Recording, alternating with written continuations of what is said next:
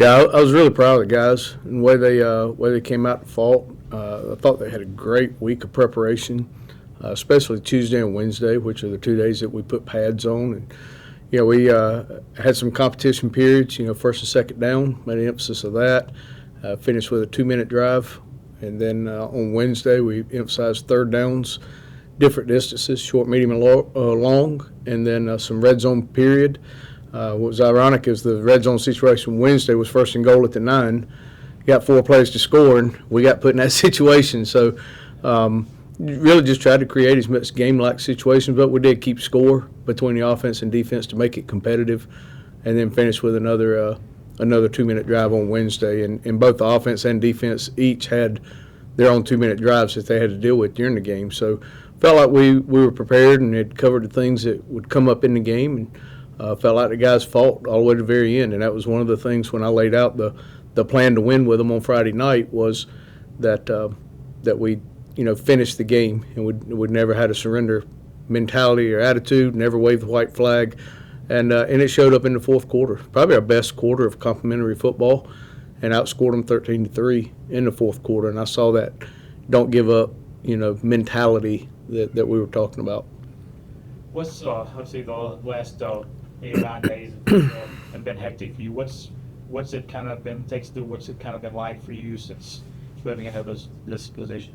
The biggest eye opener was just how little football you get to do as a head coach, and that's why it's important to have 2 good coordinators that you can lean on, because it's opened my eyes to how much administrative duties they are, how much planning and organizing, because you're running an entire program instead of just one side of the ball. And so the little amount of football that you have time for because of all the different obligations and things that are just bounce around in your head, making sure of this, making sure of that, especially with, when I got named Monday a week ago, 2 games are on the road, and one of them involves getting on a plane and flying to Texas to play A&M. So I started working on it even last week. You talk about you're going to play Texas A&M, third-ranked team in the country.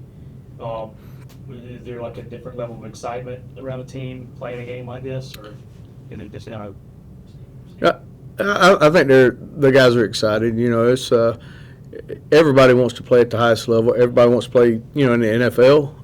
The SEC is certainly a premier conference, and A&M is a brand that they've known since they were, kids growing up playing in the backyard. So I think it's a situation where, and our approach has been, let's have fun. Let's enjoy this experience. This is an experience of a lifetime for these players. Because none of them were recruited, at that level and had that opportunity. So trying to keep that in perspective, we're going to go out and try to be as competitive as we can for as long as we can, but also understanding that this is something that these guys will cherish and take with them for a long time. Then you talking about last week, we saw improvement in a lot of areas. What are some specific ways you kind of saw this team improve and take a step forward? Well, like I alluded to, Tuesday we emphasized first and second downs, and then so coming out of the game we had 1 more first down than they did, so that checked that box.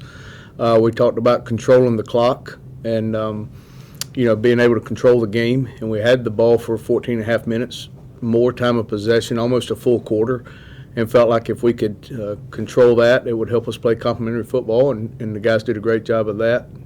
And then the finish part that I alluded to earlier, as far as just that never give up, never surrender. We started the fourth quarter, it's 27-3, and they never quit battling and executed an onside kick, got it back to the offense, had a chance with a 2-minute drill there again, got the ball to the 15-yard line.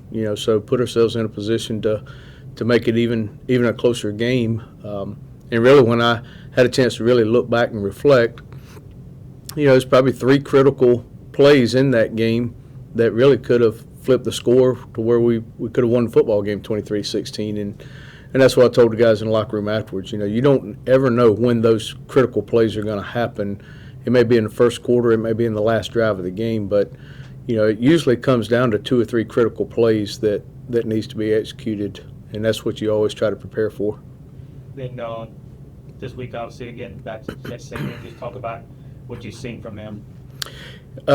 Shoot, what you don't see. I mean, you flip on the score last week and you see they're down like they were at halftime, and then they came out in the second half and flipped the switch and looked like an undefeated number 3 ranked team. But they're big, they're explosive, they're super talented. A lot of speed, a lot of explosive players at the skill position. All 5 offensive linemen, returning starters, and they're big and massive, just like everybody at that level. So, really talented team. A lot of respect for them. A lot of respect for Coach Elko, Coach Bateman. Jay is a good friend of mine. We've known each other for a long, long time, and so, just we're just excited to be able to go out and really enjoy this experience for the players. But, we're still going to line up and play football and play as hard as we can, for as long as we can.